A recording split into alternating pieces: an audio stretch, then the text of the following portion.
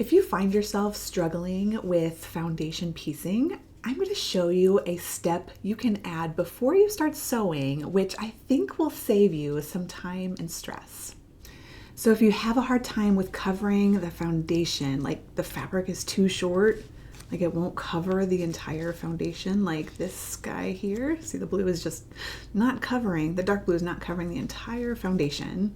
And so there's some gapping there.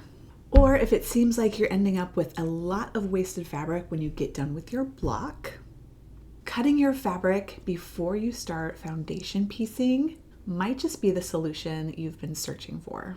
In this video, I'm going to show you how you can cut your fabric before you start foundation piecing by using cutting templates.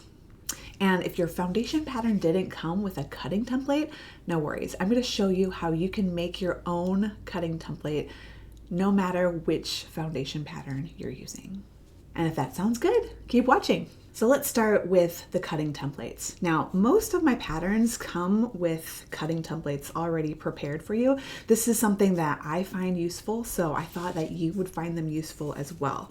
So these are my cutting templates for this block that I'm working on. And so all you have to do to make these cutting templates is print them out, check that 1-inch test square, and then cut out your cutting templates, and then you can use them on your fabric. But if your pattern didn't come with its own cutting template, like my scrappy whirligig here, see when you get the scrappy whirligig, there's just the foundation. No cutting templates are included in this one. So sorry. You'll need to make your own. So what I do is I've got my foundations, of course. And what I do is I will just print an extra copy, and then I will cut out each section of that foundation for a cutting template.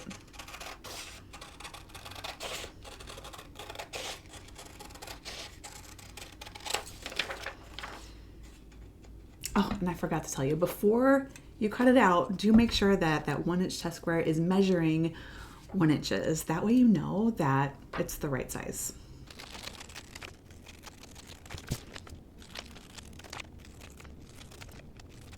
So now I have my own cutting templates for my scrappy whirligig block foundation.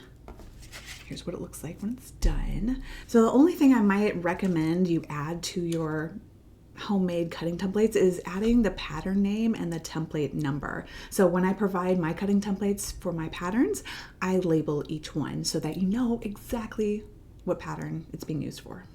The other thing I wanted to mention is when I made these cutting templates, they don't have the seam allowances built in. So when we get to the cutting portion of this video, I'll show you exactly how I deal with that. If you'd rather have your seam allowances built into your cutting templates, your other option would be to trace the pattern and then add on the seam allowances. So if you wanted to add on seam allowances to your personal cutting templates, here's how you do it. You'll trace. So lay out some tracing paper or some translucent paper. I'm using freezer paper. And then you are going to trace one section. And so what I do is I will do the dots here. So I've got the dots of that section. And then I'm just going to connect the dots.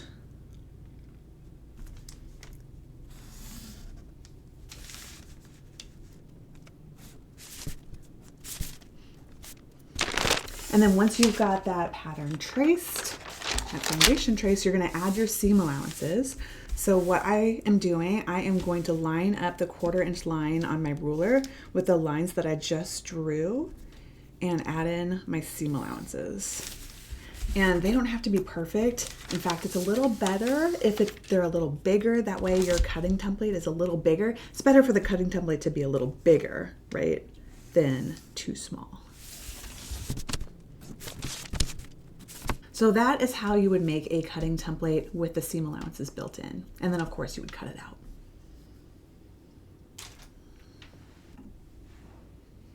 Here's a pro tip for you. You can make your cutting templates out of fabric. That way you're cutting out one piece and then you can use it to cut out more pieces. Okay, now we've got our cutting templates all ready to be used. So now I'm going to show you how to actually cut the fabric before you start foundation piecing. And I'm going to show you a couple of different scenarios. The first scenario I'm going to show you is if you're cutting for a batch of blocks. So I am currently working on making a batch of these beautiful blocks. So I've already got a bunch of fabric already cut out, but I need to cut out more. Oh no. And then the other scenario I'm going to show you is if you're just wanting to cut for one block. All right, so let's start off with that multiple pieces of fabric scenario. So a good rule of thumb when you're cutting for multiple pieces is to always cut from a doubled up piece of fabric. So what this looks like for yardage is if you have some yardage, you're just going to take that out of your stash. It's already doubled up. And what I mean by that is your fabric is wrong sides together and there's 2 layers of fabric. Now, if you're cutting from a fat quarter, you can just get your fat quarter out like this. This is a fat quarter. And then just make sure or keep your fat quarter double. So this is doubled up pieces of fabric, wrong sides together. So that's a really good rule of thumb to take with you whenever you are pre-cutting. All right, so I am going to show you from my yardage. So another tip I have for you, whenever I'm cutting from my yardage, I like to keep one side of my yardage straight for cutting strips, and then I save the other side for cutting weird angled pieces, which is perfect for piecing blocks like this, right? Lots of angled pieces there. All right, so I am going to show you how to cut using this cutting template. It's kind of hard to tell from the angle of from the camera, but I am cutting for these 2 pieces. All right, so when I'm cutting with my angled pieces, I like to conserve my fabric as much as possible. And then the other thing I like to do is I like to make sure one of my pieces or one of my sides of my template is on the straight of grain. So I've got this side of the template here is on the straight of grain here, and then I'm conserving my fabric. And then another thing I like to do is start from the selvage and work my way down. That way, if I end up here, I've got a nice fat chunk of fabric still left to use because of the fold.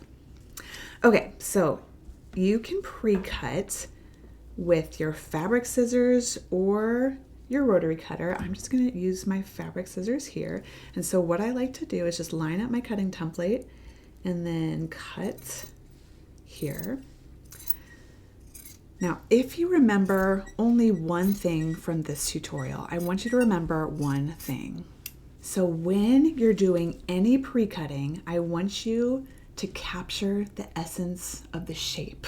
And it's so cheesy. I wish I had a catchier, easier, a more sensical way of saying that, but I know it's really tempting to just cut a rectangle, a square, and be done with it. But if you capture the essence of the shape, so the shapes match here, right? I've got kind of a weird wedge. When you get to the foundation piecing, it's going to be so much easier to match your fabric shape to the section shape. And that's a different video. But if you remember that one thing when you're pre-cutting, capture the essence of the shape. Okay, so I've got my fabric cut out. So by cutting from a doubled layer of fabric, that is going to give me a regular piece here and then a reverse piece. And then if you've got a symmetrical block, if you've got a symmetrical piece, it won't matter. But these pieces here are a right side and a left side. So that is going to give you a regular and a reverse. That is how you cut from multiple, like if you need multiple pieces of fabric for a big batch. Now let's cut fabric for just one block. So let's say you're just making a test block and you just want one block. This is how I would do it. So we're just cutting one block, one piece, so we don't need that doubled up piece of fabric.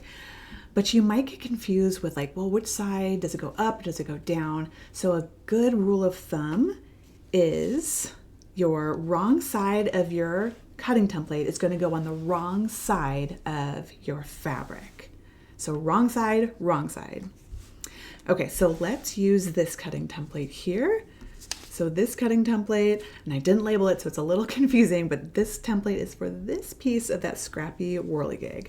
Okay, zooming in so you can see, and a good practice would be to press this if you're a good quilter, and I'm not, but since you're watching, I'm gonna be a good quilter. So press that, fold out. It's gonna help you be more accurate. Okay, so I've got my cutting template, and the wrong side of the cutting template is on the wrong side of the fabric. Okay, so I'm just trying to position this in the most economic way possible. Okay, and earlier I said I would show you how I would use my cutting templates that don't have any seam allowances. So this cutting template does not have a seam allowance, so I need to be mindful to add my seam allowances in as I'm cutting.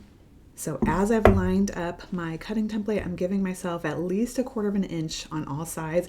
I personally like to give myself a little bit more wiggle room so I'm not too stressed when I'm actually foundation piecing. So if you're newer to foundation piecing, I would definitely recommend adding a little bit extra, a little bit more than that 1/4 inch seam allowance. Okay, so again, as you're cutting,